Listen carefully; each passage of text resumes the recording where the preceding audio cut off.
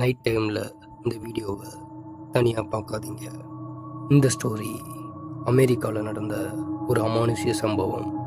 இரவு 11 மணிக்கு வீட்டில் ஒரு பையன் தனியாக இருக்கான். சடனாக கதவு தட்டுற சத்தம் கேட்குது.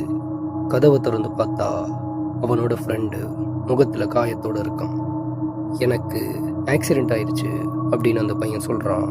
அதை கேட்டதும் ஃபஸ்ட் எய்ட் கிட் எடுக்க ரூமுக்குள்ள அந்த பையன் போகிறான். அப்போது இந்த பையனுக்கு ஒரு கால் வருது. அந்த காலில் இந்த பையனோட ஃப்ரெண்டு இறந்துட்டதா சொல்கிறாங்க. ஆனால் இறந்து போயிட்டதா சொல்கிற அந்த பையன்தான் இப்போது அந்த வீட்டுக்கு வந்திருக்கான். மறுபடியும் அந்த பையன் வெளியில் போய் பார்க்குறான். இந்த தடவை அந்த பையன் பார்க்க ரொம்ப கொடூரமாக இருந்திருக்கான்.